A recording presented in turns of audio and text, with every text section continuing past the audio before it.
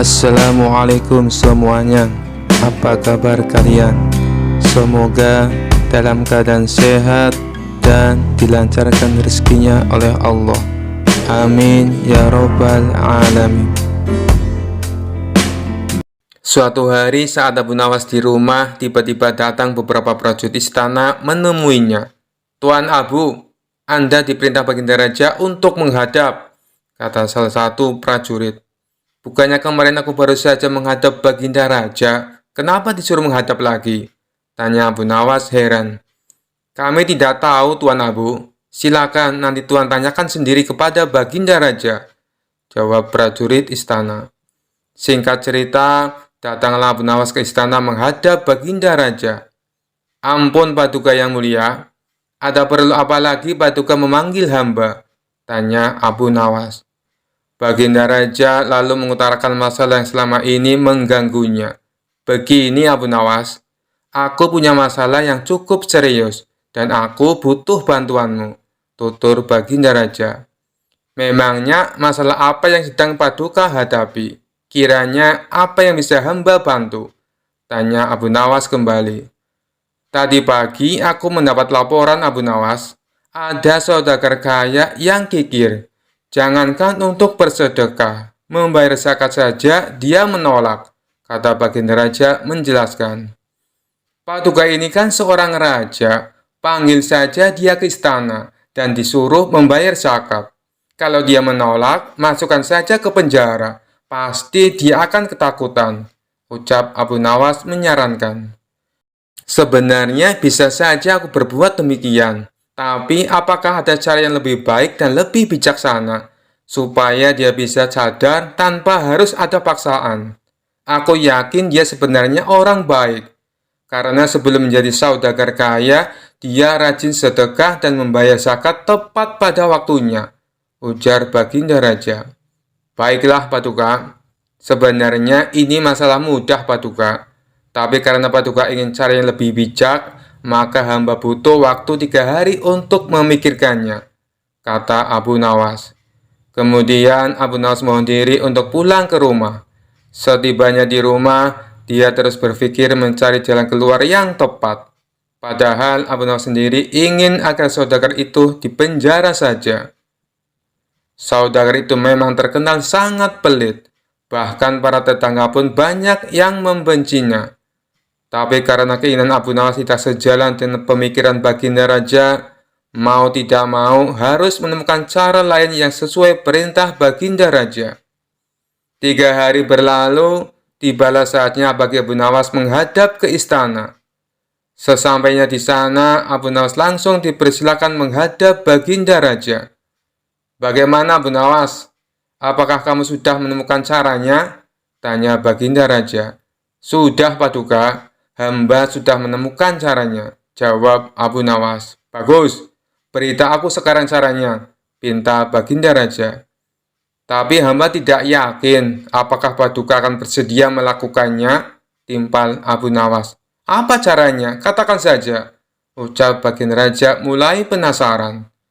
"Caranya adalah hamba dan Baginda Raja harus menjadi pengemis.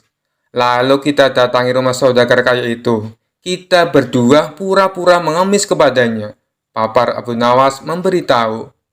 "Memangnya harus aku yang melakukan? Apa tidak bisa diwakilkan?" tanya Baginda Raja. "Tidak bisa Paduka, karena ini adalah cara satu-satunya," jawab Abu Nawas. Awalnya Baginda Raja ragu atas ide konyol Abu Nawas itu. Namun karena ingin menyadarkan saudagar pelit tersebut, akhirnya Raja bersedia menuruti saran Abu Nawas. Esok harinya, Abu Nawas dan Baginda Raja mendatangi rumah saudagar kaya itu dengan mengenakan baju layaknya seorang pengemis. Setibanya di rumah saudagar kaya itu, mereka tidak langsung mendatangi rumahnya. "Kita awasi dulu Paduka, tunggu saudagar itu keluar. Kalau kita ke sana sekarang, nanti yang akan menemui kita adalah penjaganya. Kita pasti akan diusir. Percuma kita ke sana, tapi tidak bisa menjumpai saudagar itu," tutur Abu Nawas. Setelah sekian lama menunggu, Akhirnya saudara kaya itu keluar dan duduk di teras rumahnya. Tanpa menyia-nyiakan waktu, Abu Nawas segera mengajak baginda raja menghampiri saudagar kaya tersebut. "Tuan, berilah kami sedekah," pinta Abu Nawas. "Tidak ada, aku tidak punya uang receh," balas saudagar kaya itu dengan nada ketus. "Apakah Tuan punya makanan? Kami lapar sekali, Tuan," tanya Abu Nawas. "Tidak ada, sana pergi kalian," jawab saudagar tersebut mulai emosi. "Baiklah kalau begitu, kami minta air putih saja, Tuan," balas Abu Nawas. "Kalian ini tuli atau gimana sih? Sudah aku bilang tidak punya apa-apa. Sana pergi kalian, jangan ganggu aku," bentak saudagar kaya itu. Di saat itulah Abu Nawas memulai akal cerdiknya. "Kasihan sekali kalau Tuan tidak punya apa-apa. Kenapa Tuan tidak ikut saja bersama kami? Kita mengemis bersama-sama, Tuan," ajak Abu Nawas. Akibat perkataan Abu Nawas ini, saudara kaya menjadi salah tingkah. Antara marah, tersinggung malu, bercampur aduk menjadi satu. Ia pun terdiam untuk beberapa saat. Tiba-tiba terlintas di benaknya ingatan masa lalu. Dahulu dia adalah orang miskin, tapi rajin bersedekah. Namun sekarang setelah kaya raya justru menjadi orang yang kikir. Wajahnya yang tadinya terlihat galak, kini malah tertunduk lesu. Bagaimana? Apakah Tuan memilih jadi orang miskin atau orang kaya? Kalau masih ingin jadi orang kaya, jangan lupa sedekah dan bayar zakat. Kalau tidak mau bersedekah, mengemis sajalah seperti kami, tutur Abu Nawas. Kemudian Abu Nawas menukil salah satu ayat Al-Quran tentang ancaman pedihnya siksa neraka bagi orang-orang yang enggan membayar zakat dan bersedekah. Seketika saudara tersebut langsung meneteskan air mata. "Astagfirullah, aku hilaf telah berbuat zalim," kata saudara itu sesenggukan. "Siapa sebenarnya kalian? Kalian telah menyadarkan kesalahanku. Mari masuklah ke dalam. Aku akan berikan kalian makanan," ajak saudara kaya tersebut. "Tidak perlu, kami datang ke sini bukan untuk mengemis, tapi untuk menyadarkanmu," sahut Abu Nawas. Kemudian Abu Nawas dan baginda raja menunjukkan jati diri yang sebenarnya. Betapa kagetnya saudara kaya itu, karena ternyata orang yang ada di hadapannya adalah rajanya sendiri. Saudagar kaya itu pun langsung duduk bersimpuh memohon maaf kepada baginda raja.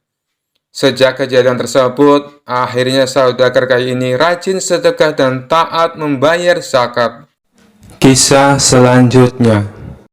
Abu Nawas dalam cerita lucu ini ditantang 3 orang sombong. Mereka pintar, tapi suka menantang siapa saja yang ditemui. Kali ini ketiganya coba menguji kepintaran Abu Nawas. Bermula 3 orang sombong ini memasuki kampung Abu Nawas. Kemudian penduduk setempat berusaha menghalangi 3 orang tersebut. Tapi tidak tahu harus bagaimana. Akhirnya penduduk setempat melaporkannya kepada Abu Nawas karena bisa menandinginya. Lalu Abu Nawas setuju. Dengan senang hati ia akan mengadu kepintaran dengan 3 orang yang dikenal cerdik tersebut. Saat itu mereka adu kepintaran di sebuah lapangan, sehingga masyarakat bisa menontonnya. Satu dari 3 orang cerdik tersebut bertanya kepada Abu Nawas, "Di mana sebenarnya pusat bumi ini, wahai Abu Nawas yang bodoh?" Disebut bodoh, Abu Nawas ternyata tidak marah, justru membalasnya dengan senyum. Lalu ia menjawabnya dengan nada santai, "Tentu itu mudah, pusat bumi ada di bawah kakiku." Namun ketiga orang sombong ini tidak terima dengan jawaban dari Abu Nawas. Mereka bertanya kembali bagaimana Abu Nawas bisa tahu. "Kalau kalian tidak percaya, ukur saja sendiri," ujar Abu Nawas. Orang pertama yang bertanya kepada Abu Nawas hanya terdiam setelah mendengar jawabannya. Selanjutnya orang kedua bertanya, "Berapakah jumlah bintang yang ada di langit?" tanyanya. Ternyata pertanyaan itu hampir sama dengan yang pertama.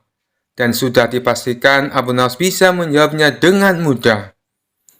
Abu Nawas menjawab, jumlah bintang-bintang yang ada di langit sama dengan jumlah bulu keledaiku ini. Kalau tidak percaya, silakan Anda hitung bulu keledaiku ini. Pasti Anda akan tahu kebenarannya. Kesal mendengar jawaban Abu Nawas, orang ketiga dari kawanan itu lalu mengajukan pertanyaan kepada Abu Nawas. Anda tahu bulu keledai? Coba, berapa jumlah bulu yang ada di keledai itu? Tanya orang ketiga tersebut. Abu Nawas hanya tertawa meledek. Ia menganggap pertanyaan dari ketiga orang itu tidak kreatif, karena semua pertanyaannya sama, yakni menanyakan jumlah. Jumlah bulu ekor keledai ini sama dengan jumlah rambut yang ada di jenggot Anda. Kalau tidak percaya, silakan cabut satu persatu, ucap Abu Nawas. Sadar jika bulu jenggot dicabut satu persatu akan sakit, maka orang ketiga itu langsung terdiam dengan jawaban dari Abu Nawas. Ingin membalasnya, tapi tidak tahu apa yang harus ditanyakan lagi, karena ternyata Abu Nawas lebih cerdik dari dirinya. Kisah selanjutnya. Dikisahkan Abu Nawas pergi ke negeri seberang yang terdapat sebuah kerajaan aman, adil, makmur, dan sentosa, karena dipimpin oleh raja yang bijaksana. Sang raja sudah memimpin sejak usia muda hingga sekarang. Di masa tua belum pernah digantikan oleh siapapun. Dan rakyatnya tidak pernah keberatan karena raja memerintah dengan adil. Suatu hari raja merasa jenuh. Dia ingin istirahat menjadi raja selama setahun. Namun uniknya tidak menyerahkan posisi raja kepada anak keturunannya, tetapi malah mengadakan sayembara untuk mencari sosok yang pantas menjadi raja. Disebarlah pengumuman ke seluruh negeri. Siapapun boleh menjadi raja, mulai rakyat jelata sampai kaum bangsawan. Tetapi ada dua syarat yang harus dijalani. Syarat pertama, dia akan dijadikan raja selama setahun.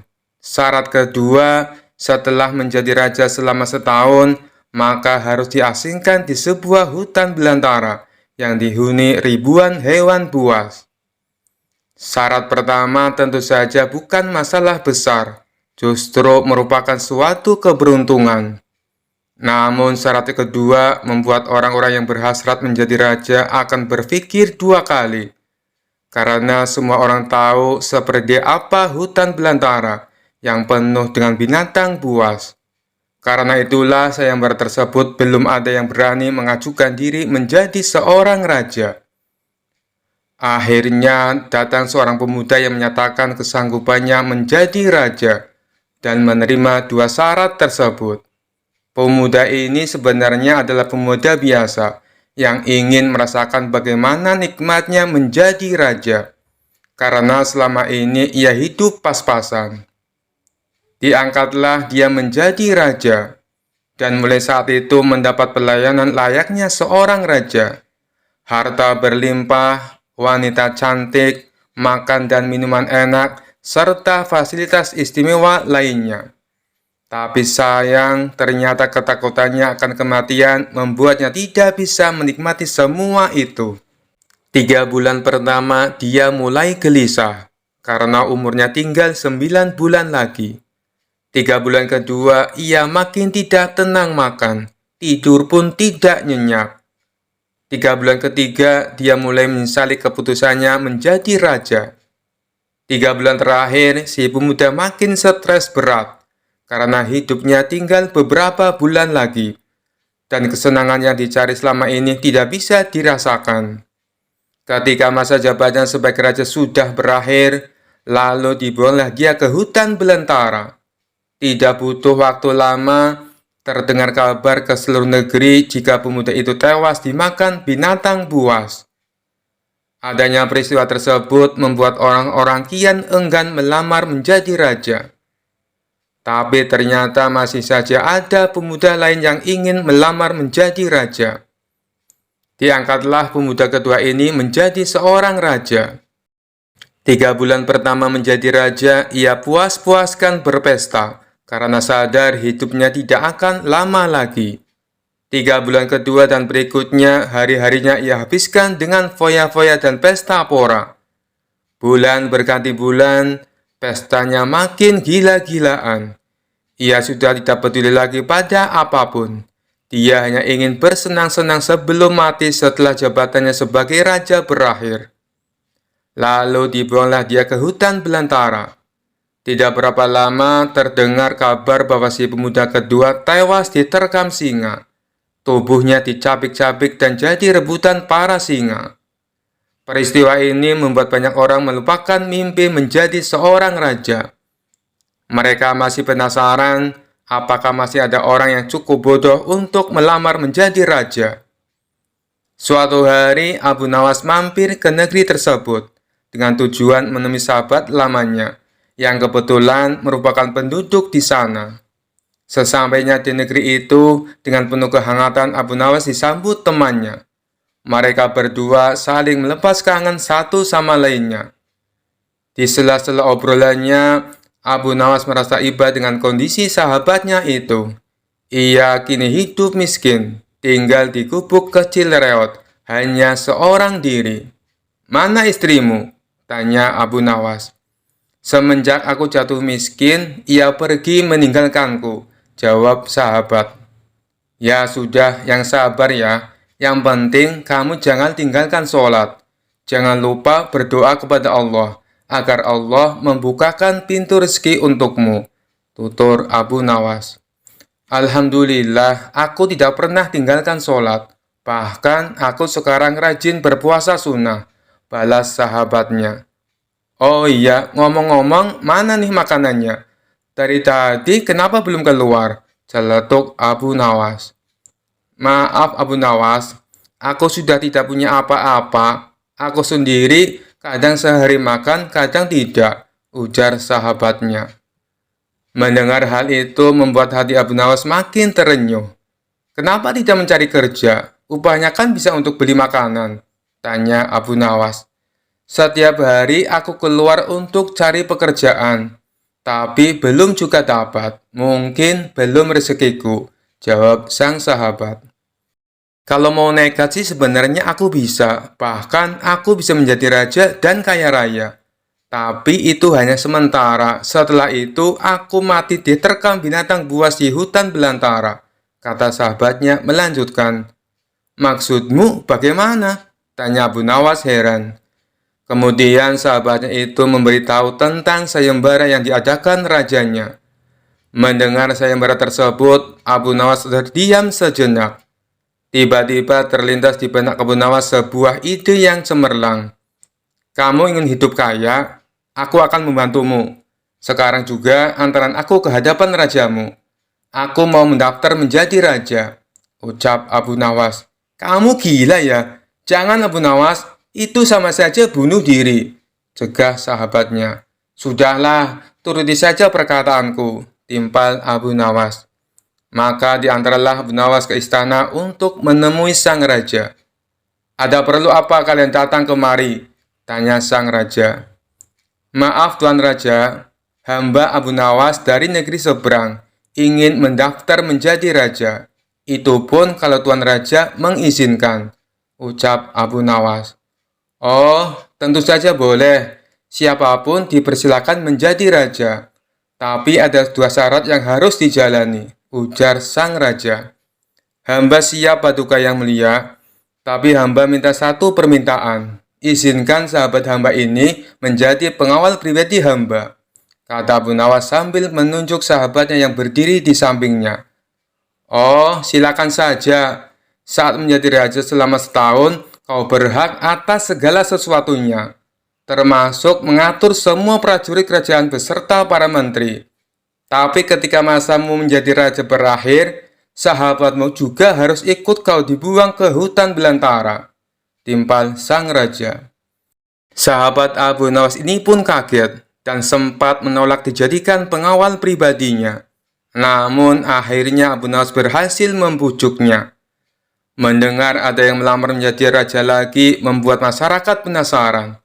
Sebagian menertawakan kebodohan tersebut, sementara yang lain merasa iba dan kasihan. Abu Nawas akhirnya diangkat menjadi raja dan diberi segala kemewahan serta kemudahan fasilitas layaknya baginda raja. Ternyata berbeda dengan dua pemuda sebelumnya, Abu Nawas tidak berpesta pora dan foya-foya. Namun, ia membuat beberapa tindakan selama menjadi raja. 3 bulan pertama, Abu Nawas memerintah ribuan prajurit untuk membabat habis hutan belantara dan memindahkan semua binatang buas ke tempat lain. Sebagai raja, tentu perintahnya harus dipatuhi. Setelah 3 bulan berlalu, hutan belantara tempat ia akan dibuang kini menjadi tanah kosong yang siap huni.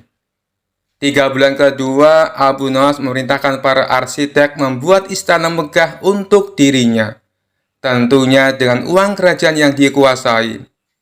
Abu Nawas bisa membangun apa saja termasuk membangun istana di tanah yang dulunya adalah hutan belantara. Dalam jangka waktu 3 bulan, berdirilah istana megah dan kokoh. 3 bulan ketiga, Abu Nawas memerintahkan para prajurit membawakan harta dan perabotan dikirim ke istana yang baru saja dibangunnya. 3 bulan terakhir, Abu Nawas menawarkan kepada masyarakat, siapa saja yang mau pindah di wilayah istananya akan dibuatkan rumah dan diberi modal uang untuk berdagang. Kesempatan tersebut tidak disia-siakan warga.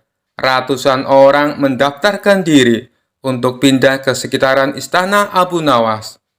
Selama 3 bulan terakhir, tempat yang tadinya hutan belantara kini berubah menjadi pemukiman penduduk.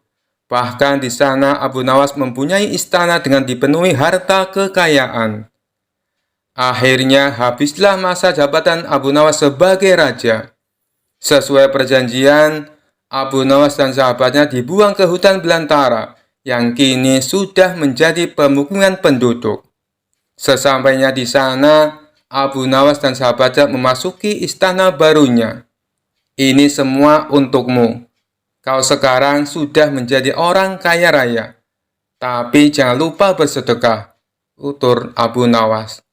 Sahabatnya itu terkejut bukan main. Ia langsung merangkul Abu Nawas dan mengucapkan terima kasih. Akhirnya Abu Nawas pun pamit pulang kembali ke negerinya. Kisah selanjutnya. Sudah cukup lama Abu Nawas tidak pernah dipanggil lagi oleh baginda raja ke istana.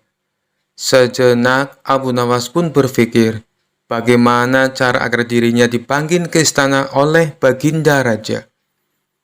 Hal ini bukan karena Abu Nawas kangen dengan baginda raja, tetapi karena pundi-pundi penghasilnya sudah mulai kosong. Sebab hadiah dari baginda raja sudah tidak pernah lagi ia terima selama ini. Kondisi rumah tangga yang demikian tentu tidak boleh dibiarkan begitu saja, pikir Abu Nawas. Sehingga Abu Nawas pun mulai mencari berbagai cara agar dipanggil ke istana oleh baginda raja.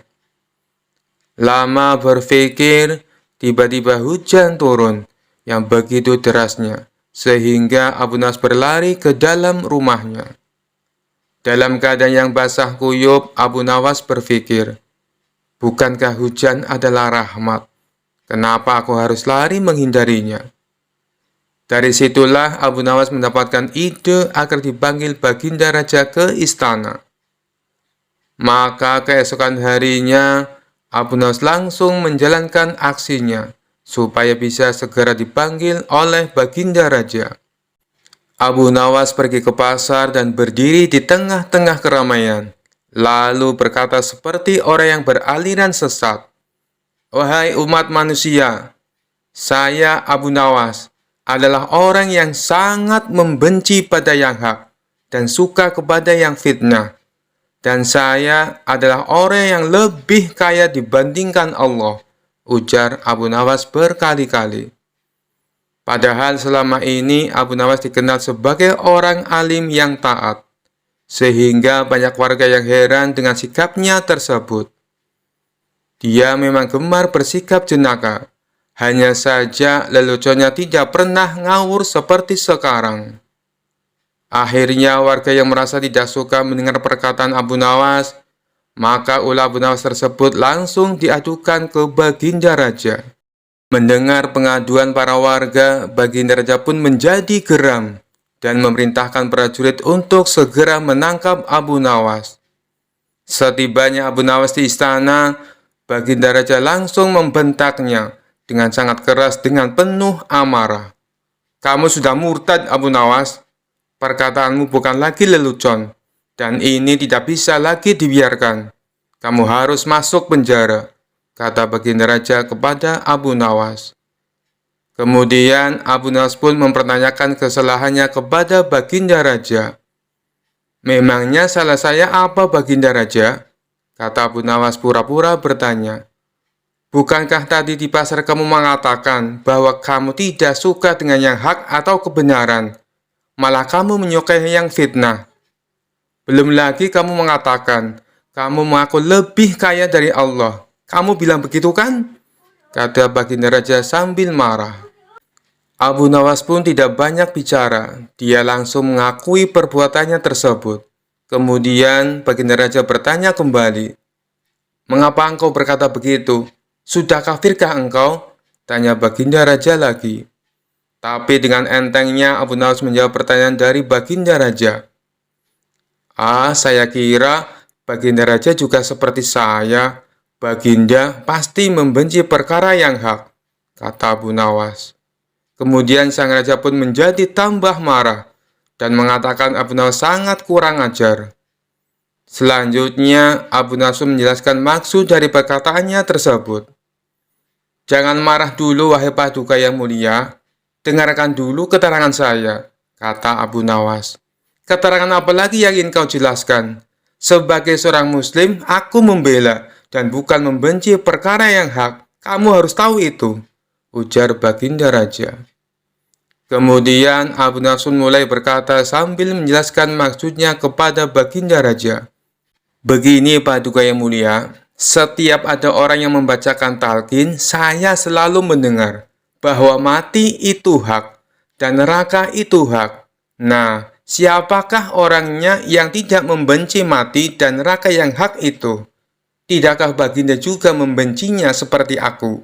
kata Abu Nawas. Akhirnya Baginda Raja pun langsung terdiam ketika mendengar penjelasan itu dari Abu Nawas sembari berkata seperti ini. "Tapi bagaimana dengan pernyataanmu yang menyukai fitnah?"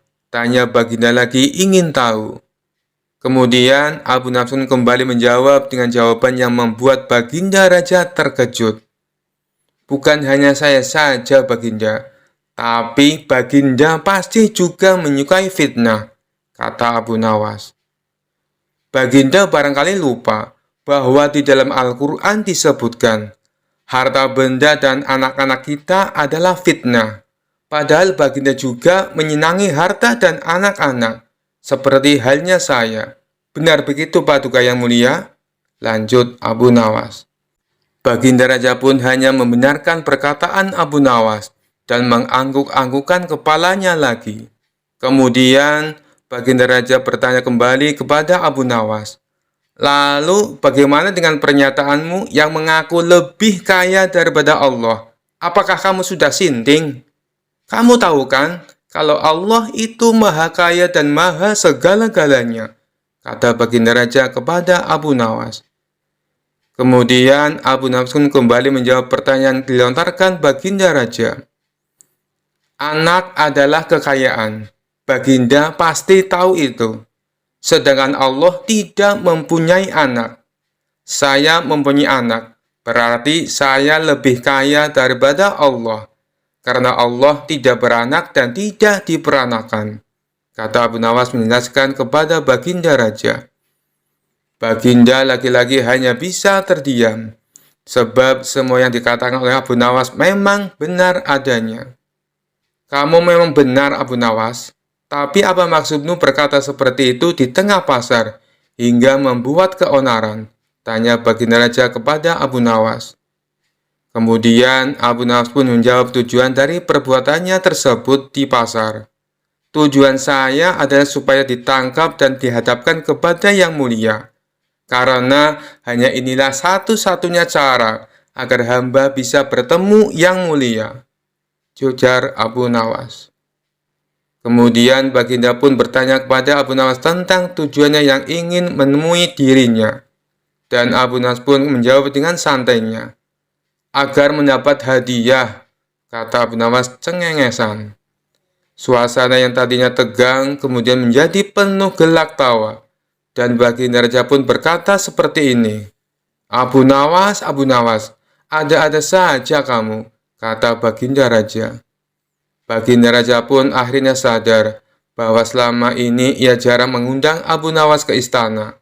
Kemudian baginda raja pun memberikan Abu Nawas beberapa keping emas sambil berkata seperti ini, kalau kamu butuh apa-apa, langsung saja datang ke sini. Bilang padaku apa yang kamu butuhkan. Tidak perlu pakai cara-cara seperti ini lagi, kata baginda raja. Kemudian Abu Nawas meminta maaf kepada baginda raja, lalu pulang ke rumahnya sambil membawa hadiah dari baginda raja. Sekian dulu perjumpaan kita kali ini. Sampai bertemu lagi di kisah-kisah selanjutnya. Terima kasih yang sudah subscribe dan setia menonton channel ini. Wassalamualaikum warahmatullahi wabarakatuh.